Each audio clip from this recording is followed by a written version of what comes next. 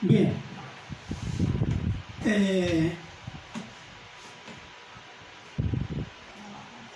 a inicio del capítulo 5 de Juan, ¿se acuerdan? El Señor Jesús entró a un lugar donde había una fuente de agua y había mucha gente enferma alrededor, que esperaban que el ángel moviera el agua. Entonces el primero que llegaba al agua se sanaba, y entre eso había un paralítico. Entonces el Señor Jesús hizo una sanación de ese hombre paralítico hace 38 años, dice, cuya única esperanza era una superstición. No tenía otra. El Señor Jesús no lo sanó en medio de mucha gente clamando con música hipnotizante, y escuchen ahora a Dios, y la música ¿has visto eso? En YouTube los predicadores los sanaban, y aquí viene el Espíritu Santo, y todo el mundo clamando, y se sanó. Y después dice, sí, estoy bien. ¿Cómo lo hizo el Señor? Un diálogo casi personal, privado. El Señor Jesús le dijo al paralítico: levántate, toma tu lecho y anda. Y músculos y nervios y huesos fueron restaurados orgánicamente por el poder de su palabra, y el hombre caminó. ¿Se fija? Una cosa íntima casi. ¿Quieres ser sano? Sí, pero no puedo llegar.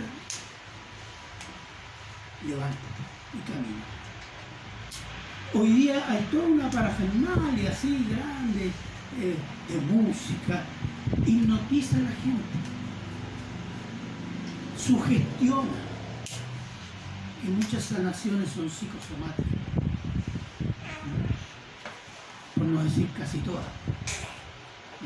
Pero aquí el Señor restauró órganos físicos de un hombre que llevaba 38 años tullido, que tenía que ser llevado, traído, etc. Ahora, este es un milagro que lo puede hacer Dios. Solo Dios tiene el poder para hacerlo. Y con ello el Señor daba testimonio a los judíos que Él era Dios que se hizo hombre. Pero los judíos, por su religión legalista, ya hablamos del legalismo la otra vez, lo condenaron. Y no condenaron el milagro, sino que lo haya hecho, realizado el día de reposo, el día sábado. Y por ello le negaron su calificación de Mesías y llegaron a creer y decir públicamente que Jesús hacía los milagros por el poder del diablo. Es decir, que la fuente de poder de Jesús no era Dios. Y por ello los judíos buscaban matarle. Eso eran los judíos de antes, pero no es diferente hoy día, hermanos. Los judíos de hoy todavía, en mayoría, creen del Señor Jesús lo que los judíos del primer siglo creían, que hacía todo eso por el poder del diablo. Y en la medida que el Evangelio se expandió en el mundo gentil, también las herejías lo siguieron. Y la herejía más persistente hasta hoy entre judíos y gentiles es la negación de que el Señor Jesús es Dios hecho hombre. Hoy día tenemos teólogos en la iglesia, dentro de la iglesia, se dicen cristianos, pastores, eminencias evangélicas que enseñan que el Señor Jesús nunca dijo que era Dios, sino que fueron sus discípulos los que escribieron que Jesús era Dios. Ellos exaltaron los milagros para proclamar que Jesús era Dios. Esta es una enseñanza del anticristo. Estos anticristos encuentran el apoyo decidido de eruditos seculares en las universidades seculares. En YouTube hay un teólogo español que se llama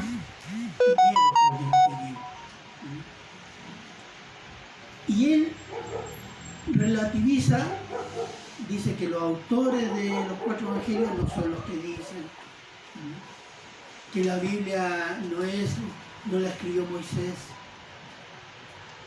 En fin, nada de lo que dice la Biblia, y en eso estoy de acuerdo con los eruditos, digamos, seculares.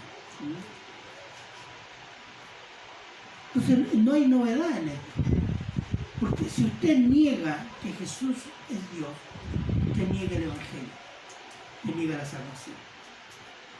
No hay salvación, pero tampoco hay juicio. Esa es la ilusión de ellos. Si Jesús no es Dios, no hay juicio. Y casi no hay pecado. Esa es la maniobra que existe en el mundo. Es decir, después de casi 20 siglos, después podemos saber, por medio de estos eruditos, gentiles y judíos, que que los discípulos de Cristo se hicieron martirizar y morir hasta la muerte por una mentira que ellos sabían que era mentira. ¿Alguien puede hacerse matar por una mentira? Sí, pero no sabe que es una mentira. Pero alguien que sabe que es una mentira no se va a hacer matar. Es ilógico. ¿Y por qué se atribuye eso a los discípulos? Gente que vive en el siglo XX, vive en el siglo XIX, XX, y hoy día, como si hubieran estado presentes cuando el Señor Jesús vino, cuando el Señor Jesús hizo los milagros, cuando el Señor Jesús fue crucificado, pues escucharon al Señor Jesús. Parece que ellos lo sabían todo. Y estos pobres ignorantes discípulos no tenían idea.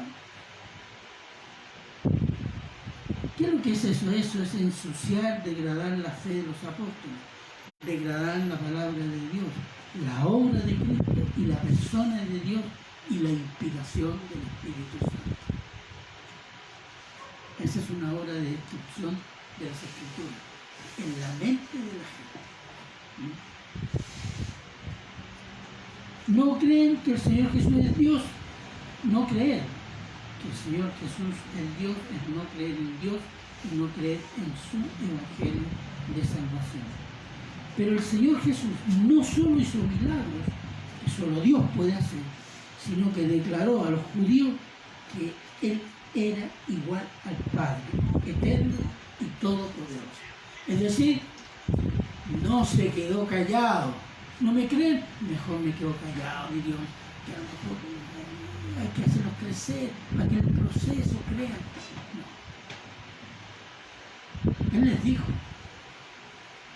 yo soy Dios. Y ellos lo despreciaron.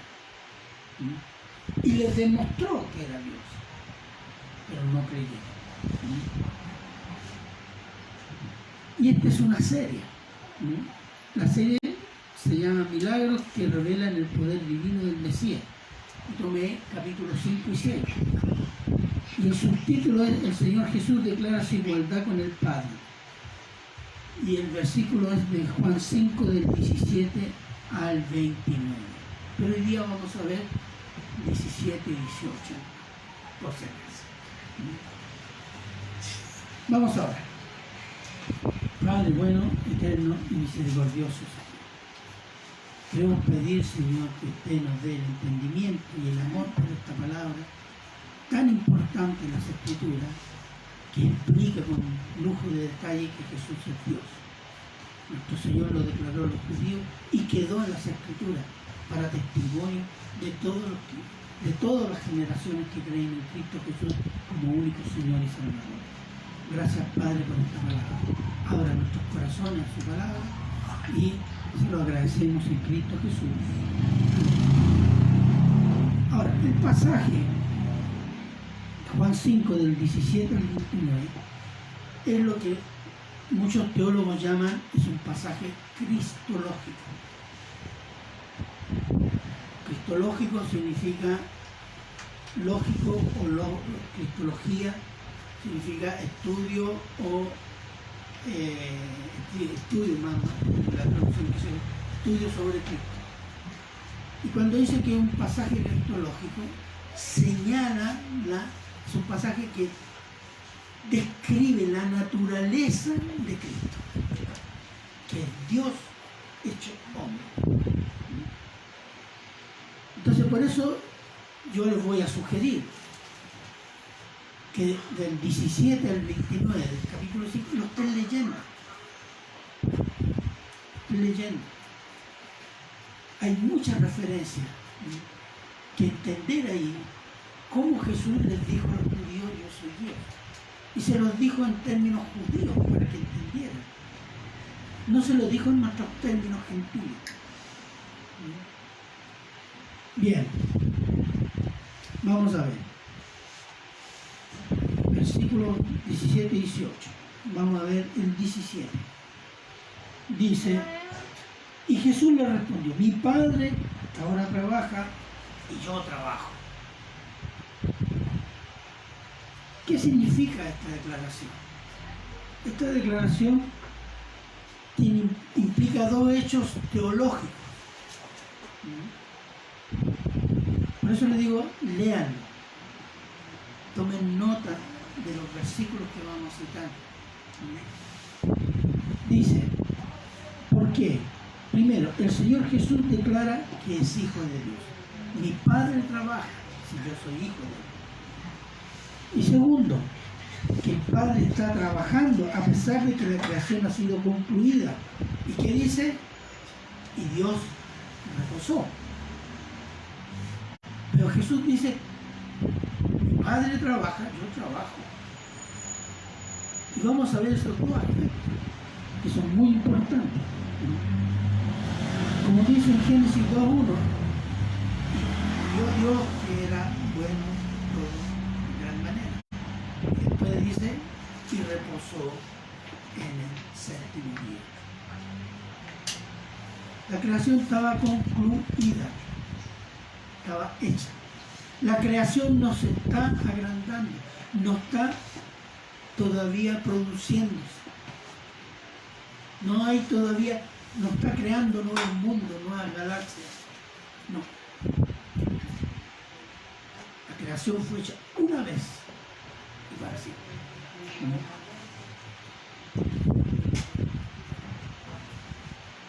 Ahora, los judíos, dice el versículo 18, querían matar al Señor Jesús. ¿Por qué? Primero porque quebrantaba, violentaba el día sábado. ¿Por qué? Trabajaba. ¿Cuál era el trabajo? Hacía milagros, sanaba, curaba. Esos trabajos. Entonces está violando el sábado, hay que matarlo. Y la otra, ¿por qué se declaraba hijo de Dios, haciéndose igual a Dios? Esto hay que entenderlo. En la Biblia, cuando dice respecto a Jesús, hijo de Dios, está con mayúscula. Y esto es para enfatizar algo. Les explico. Los judíos consideraban a Dios el Padre, pero el Padre de la nación. Jamás ningún santo del Antiguo Testamento se declaró hijo de Dios, individualmente o personalmente. Eso era una blasfemia, porque era declararse igual a Dios. Ellos decían nuestro Padre, pero Padre de la nación. Entonces cuando escuchan a Jesús decir, mi Padre trabaja, dice, este es un blasfemo.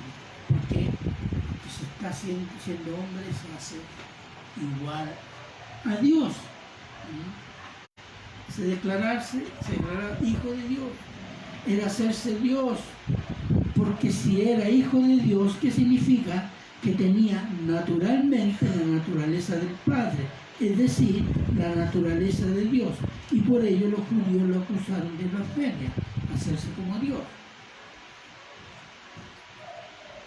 tiene ese sentido. Cuando dice Jesús, hijo de Dios, un judío dice, no, Él era hombre. Para nosotros es fácil. Entonces, cuando Él dice mi Padre, está diciendo yo soy Dios. Solo que ellos dijeron no lo creyeron. ¿Me entiendes? Entonces muchas veces el Señor Jesús se declaró ante los judíos que era Dios. Y esa fue una forma. Entonces, veamos Juan 10:33, por favor, que alguien puede estar ahí.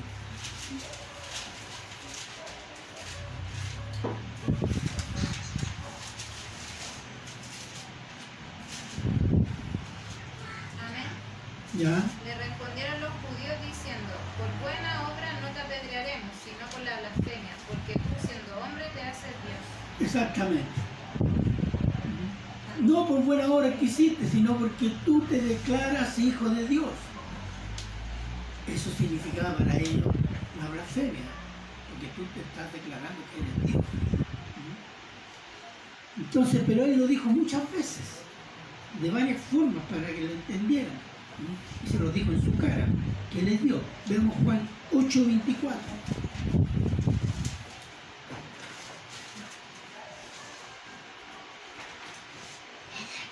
Amén. Por eso os dije que moriréis en vuestros pecados, porque si no creéis que yo soy, en vuestros pecados moriréis. Eso le dice, ustedes no creen, no confían que yo soy. Está diciendo el nombre que Dios le dio a Moisés. Si ustedes no creen que yo soy, ustedes mueren en sus pecados. No son salvos. ¿Y a qué se refiere el Señor Jesús? Y eso es muy judío.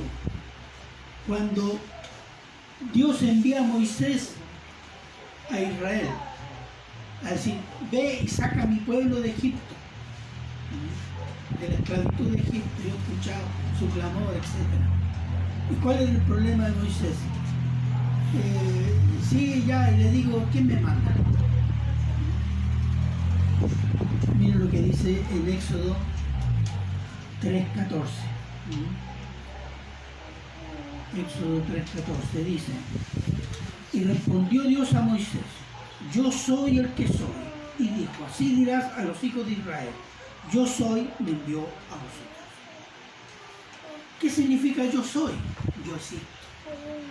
Yo soy el que soy. Yo existo por mí mismo. Dios no depende, es persona que no depende de su creación. Dios no depende de lo que haga el hombre. Dios no depende de lo que piense el hombre. Dios no depende de la situación de su creación. Dios depende de sí mismo. En teología se llama aceidad. La aceidad de Dios. Y aquí está declarada, yo soy el que soy y soy eternamente presente. Yo estoy presente en el pasado, en el presente y en el futuro, en la eternidad. Y en la tierra al mismo tiempo.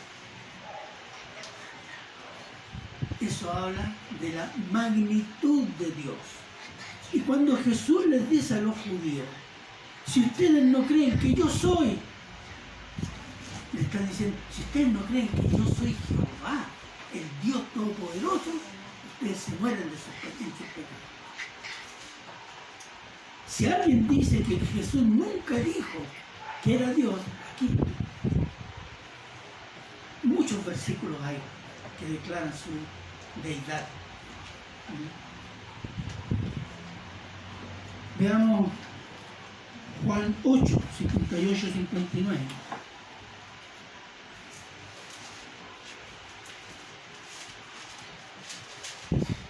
Amén. Amén. Jesús le dijo, de cierto os digo, antes que Abraham fuese, yo soy. Tomaron entonces piedras para arrojársela, pero Jesús se escondió y salió del templo, y atravesando por en medio de ellos se fue. Claro, para los judíos habían dos personajes importantísimos que eran enviados de Dios. Uno era Abraham y el otro era Moisés. Y cuando Jesús dice, yo existo antes que Abraham, y eran varios miles de años ya, y está presente ahí, le está diciendo, mire, yo preexistía antes de Abraham. Está diciendo yo soy Dios. Y los judíos lo entendieron. Y por eso agarraron piedras para apedrearlo, porque entendiendo no le creyeron. No le creyeron. Pero él se lo declaró en los términos, en el vocabulario, llamemos que se diría bíblico o antiguo, del Antiguo Testamento, para que ellos entendieran.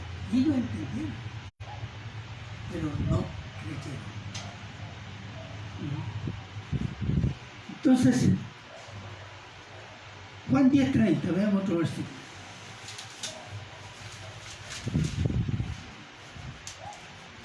Amén. Yo y el Padre uno somos. Esa es una declaración tremenda. ¿Quién puede ser uno con Dios si no es Dios? Y lo que está diciendo en términos tierra a tierra, el Padre y yo somos lo mismo. Eso es lo que está diciendo. Y por eso querían matarlo, porque consideraban que era una blasfemia. A pesar de que los milagros que él hizo, estaba haciendo, no podían ser solo que de Dios. Ni el diablo podía hacer esos milagros, ni los demonios. Pero bueno, no creyeron.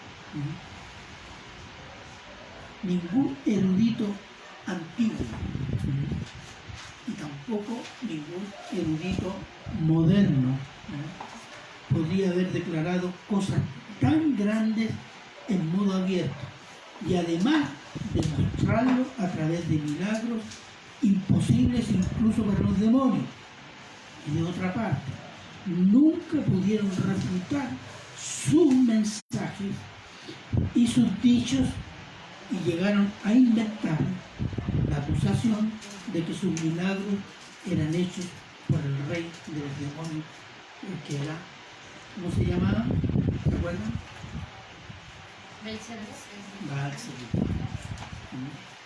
Beelzebub. Creyendo con ello que condenaban al Señor Jesús ante su pueblo, pero con ello se condenaban a sí mismos como nación y las generaciones futuras. Eso es lo que ha sucedido históricamente. Juan 8:46.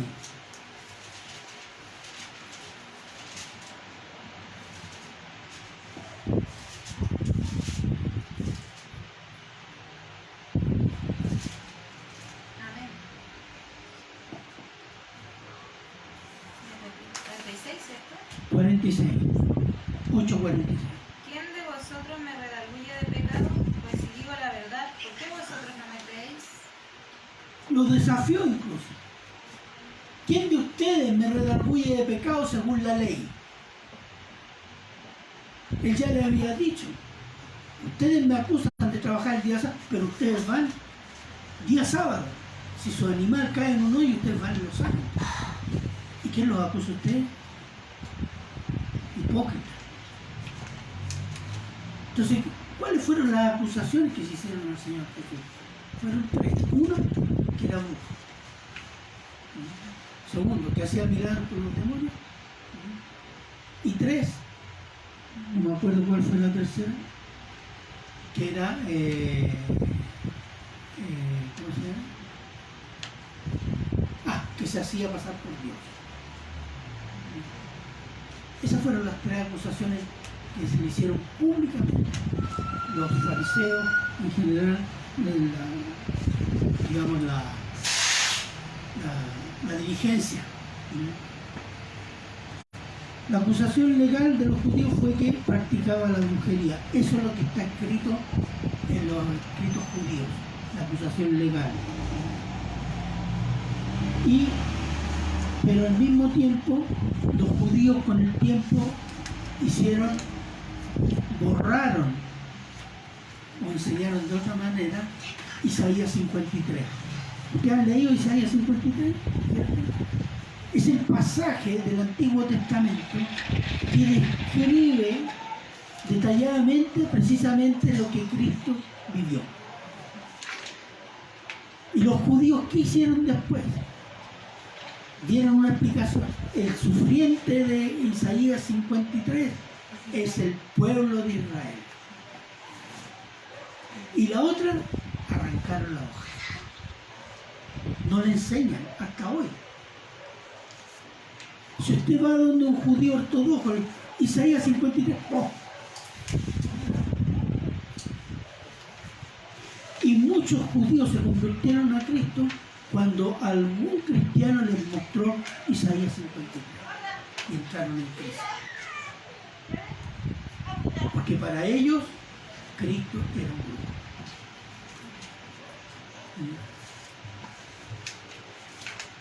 Porque ese pasaje, si ellos lo creen, ¿qué les dice?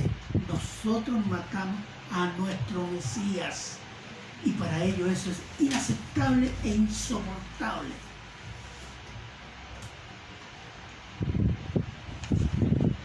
Fíjense que el Tanaj, que es el libro de los comentarios que hacen los rabinos, es un libro de comentarios tradicionales. ¿Qué dice sobre Jesús?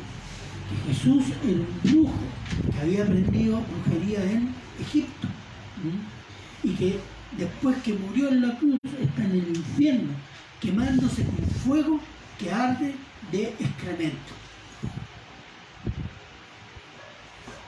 Eso es lo que dice el Tanaj judío. Y cuando dicen, no, es que los judíos no entendieron, no, los judíos no creyeron, entendieron pero no creyeron. Y escriben estas cosas. Y la mayoría de los judíos creen eso. Hasta hoy. Pero toda la escritura declara que Jesús, desde el Antiguo Testamento, la escritura de los judíos, que Jesús es Dios. Pero los judíos y el mundo lo comprobarán con pánico, que Jesús es Dios cuando Él venga como juez y como rey. Veamos Apocalipsis 6, del 15 al 17.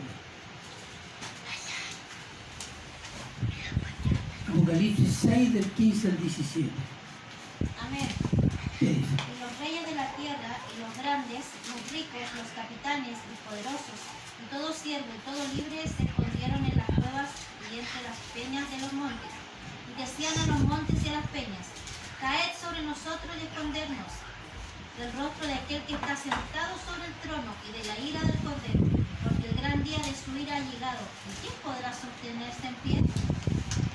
Ellos saben lo que van a entender en un determinado momento, que lo que está sufriendo el mundo es la ira de Jesucristo, hermano. El juicio de Cristo. ¿Mas si ahora creemos? No. Si usted lee Apocalipsis, la mayoría de la gente no va a creer. Va a pelear contra Dios. Así es la incredulidad, hermano. Bien. Ahora dice, Dios está trabajando.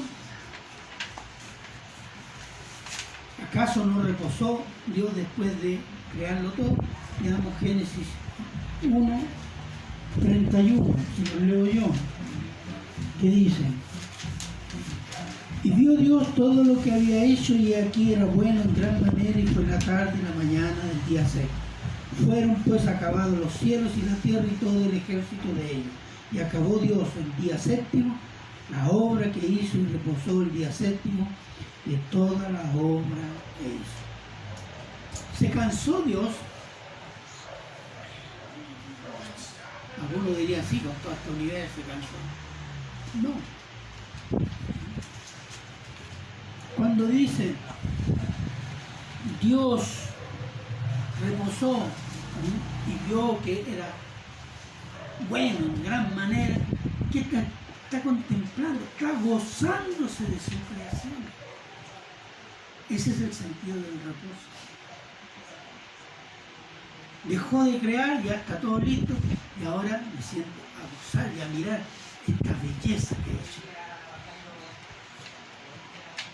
A veces lo hacemos así con algo que hemos hecho, que nos da satisfacción, nos sentamos, la miramos, nos gozamos. Ese es el sentido del reposo de Dios. En ese sentido reposó Dios. Y además Dios dio una enseñanza y señal a quién, al ser humano. ¿Cuál? Dejar de trabajar un día para descansar, porque el cuerpo lo necesita, y un día para adorar y dar gratitud al Creador. Pero hermanos, desde la creación hasta cuando Dios da la ley a Moisés, que son varios miles de años, nadie habló del sábado. El sábado, como día de reposo, se comenzó a hablar cuando Dios dio la ley a Moisés para los judíos. Ahí se comenzó a hablar, ahí fue obligatorio. Antes fue una sugerencia, los hombres no le hicieron caso a él, pero ahora es una ley para el pueblo que él iba a formar. Entonces, ¿qué significa? ¿Qué significa que Dios está trabajando? Vamos a ver varios versículos. Primero, Dios creó todo, pero Dios también está con su Hijo y el Espíritu sosteniendo todas las cosas. Veamos Salmo 104, 13, 14. Salmo 104, 13, 14. Amén. Él riega los montes desde sus aposentos, del fruto de sus obras se sacía la tierra. Él hace producir el heno para las bestias y la hierba para el servicio del hombre, sacando el pan de la tierra. Él está supervisando las leyes con las cuales hizo la creación toda. Él no se fue a pasear, a veranear, a descansar, no. Está sosteniendo todo esto, supervisando que lo que Él creó funcione para su gloria, como Él quiso que funcionara. El trabajo es claro. Dios guía los eventos de la historia. Gálatas 4, 4, 5, se los leo yo.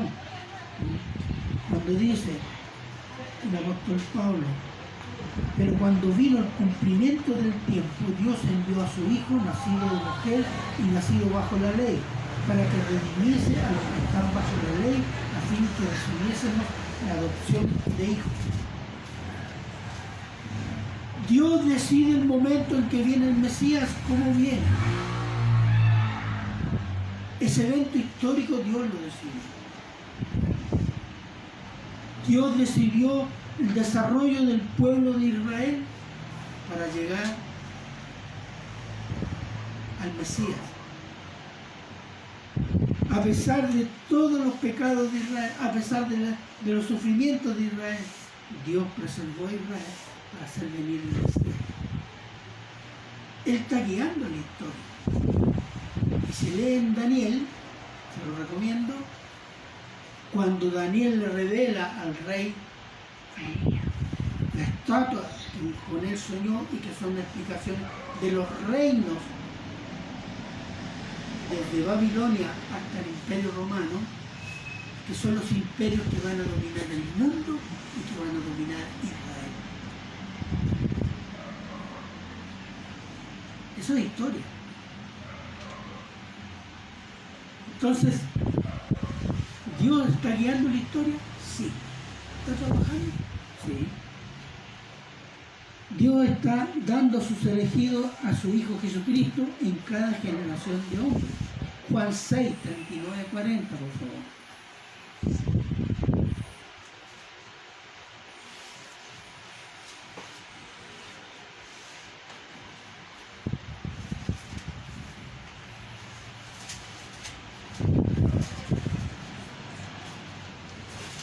Juan 6, versículo 39-40. Amén.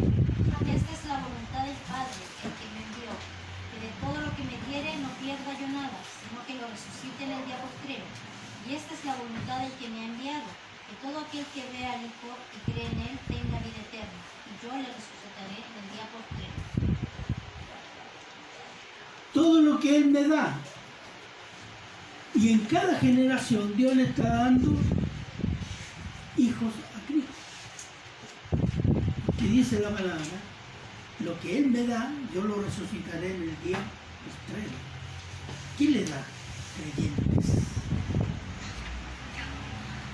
Para que sean hijos de Dios.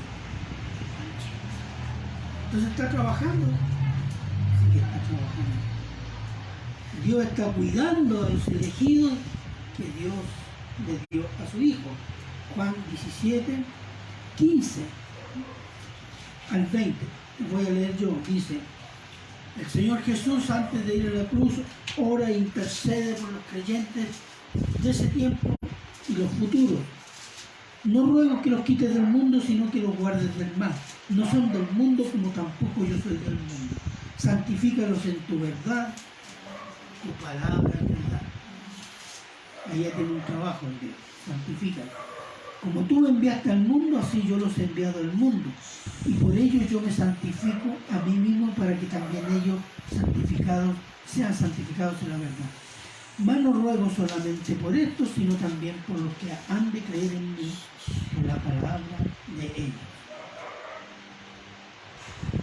Está rogando que los cuides. Santifícalo. ¿Está trabajando Dios? Sí, está trabajando. ¿Qué más? Dios está recibiendo la intercesión de su Hijo por los que creen en Él. Primera de Juan 2:1.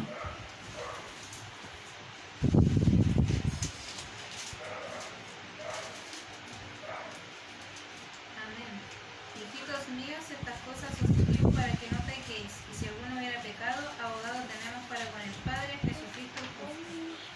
Él está intercediendo por quiénes, por el mundo, no. Cristo está intercediendo ante el Padre por cada uno de los creyentes. Dice, abogado tenemos frente al Padre. Entonces el Padre está ocupado en escuchar las intercesiones de su Hijo por los seres humanos que creen. Entonces Dios está trabajando.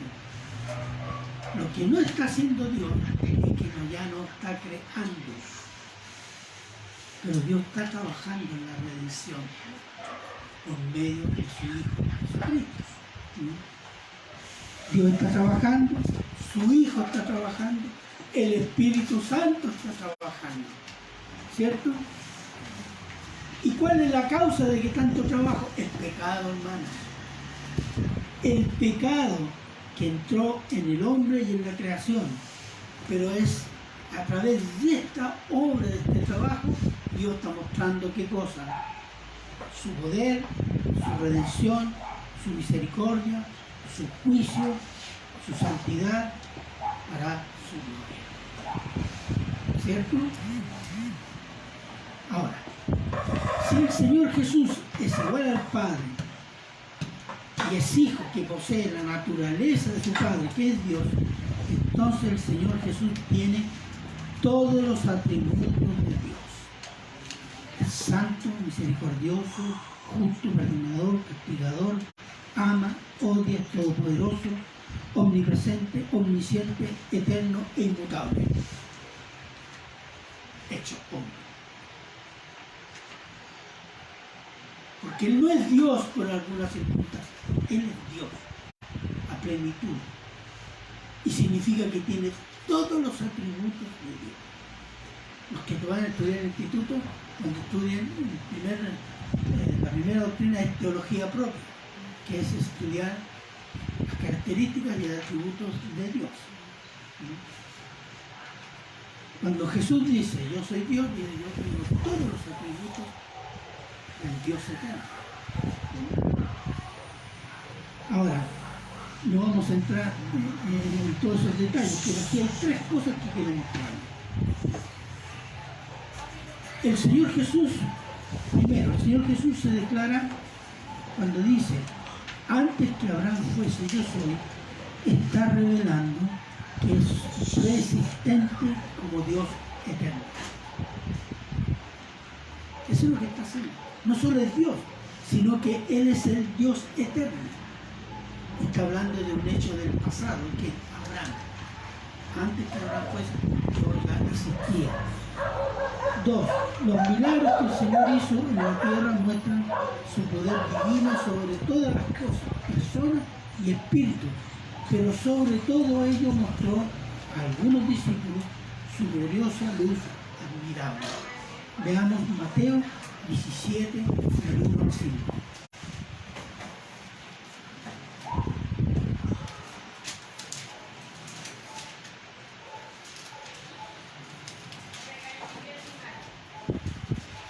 Mateo 17, del 1 al 5.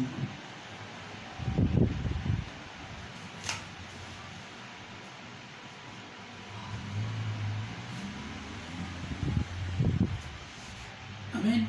Amén. 6 días después Jesús tomó a Pedro, a Jacobo y a Juan su hermano, y los llevó aparte a un monte alto. Y se transfiguró delante de ellos y resplandeció su rostro como el sol. Sus vestidos se hicieron blancos como la luz. He aquí le aparecieron Moisés y Elías hablando con él. Entonces Pedro dijo a Jesús, Señor, bueno para nosotros que estemos aquí. Si quieres hagamos aquí 3 enramadas, una para ti, otra para Moisés y otra para Elías. Mientras él aún hablaba, una nube de luz lo cubrió y aquí una voz desde la nube que decía, este es mi hijo amado, en quien tengo complacencia, a él oíd. Fíjese, llegó solo 3 discípulos. ¿Qué quiso mostrarles? Que Jesús poseía la gloria divina en sí mismo. Por eso es una luz que no venía de la luna, sino que salía de dentro de Él. Y eso habla de que es Dios. Y estos casi se caen desmayados y dicen, ay Señor, hagamos 3 enramadas. Está haciendo lo que se llama el tabernáculo. Cuando Israel iba a entrar a la tierra prometida, construyeron una enramada provisoria, preparándose para entrar. Entonces, lo que se llama la fiesta de los tabernáculos. Estaba pensando en eso. Y de una nube dice, escuchen, este es mi hijo amado, este es Dios amado, óiganlo a Él, obedézcanlo a Él, eso es lo que está diciendo. Entonces, el Señor mostró que es poseedor en sí mismo de la gloria luminosa, eterna del Padre.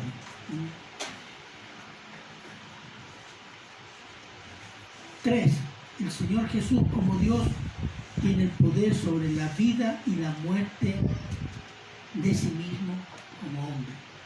Miren lo que dice Juan 10, 18. Juan 10, 18.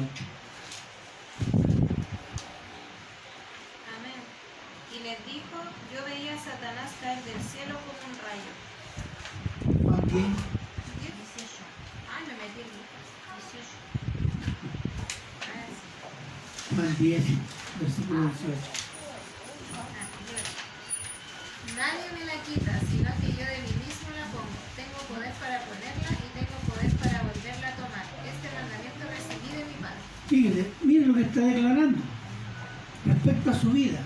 Yo tengo poder para quitarme la vida y tengo poder para retomar mi vida. ¿Quién puede hacer eso? Y no solo lo declaró, sino que así fue. Lo que está diciendo el Señor, yo tengo el poder para llevar las circunstancias para que yo sea asesinado como hombre y tengo el poder para volver a la vida como hombre glorificado. Tengo poder para Morir cuando quiero y como quiero, y tengo poder para volver a la vida como quiero y cuando quiero. Y este mandato recibí del Padre. ¿Cuál es el Padre? Muerte por el pecado y resurrección para vida eterna. Y eso es lo que está diciendo. Este mandamiento yo recibí de quién? Del Padre. Morir como hombre y resucitar. Si eso no es de Dios,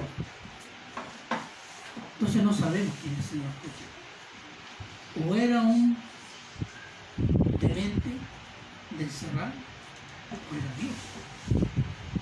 Porque ningún hombre en su sano juicio puede hacer esa declaración. Y más encima dan la prueba que es verdad. Y Él las dio con abundancia. Lo que significa que el Señor Jesús es igual a Dios en obra, porque tiene el poder de Dios. Esto no está en la imaginación del hombre, más creativo, ya que arriesgan y quedan en ridículo porque no las puede probar ante testigos. Y Jesús no solo la probó ante testigos de su tiempo, sino que a través de la historia lo ha probado a través de quién? De todos los que se han convertido a Cristo. Cada convertido a Cristo puede decir que Cristo es Dios. ¿Podemos decir eso nosotros? Nosotros somos los testigos llamados a predicar que el Señor Jesús es Dios, que como hombre vino a pagar el pecado de todos los que van a creer en Él. Y el que no cree ya está condenado. Así que mayor testigo y mayor testimonio de que Cristo es Dios somos nosotros hoy día, que por medio de su palabra declaramos que Cristo es Dios. ¿O no? Amén. Amén. Entonces, el Señor Jesús es igual a Dios en obras. Versículos 19 y 20, lo vamos a dejar para la próxima vez. Porque también hay mucho que decir sobre eso. Bien, oremos. Padre bueno, eterno y misericordioso Señor, le damos las gracias, Señor, porque su palabra nos permite discernir en ella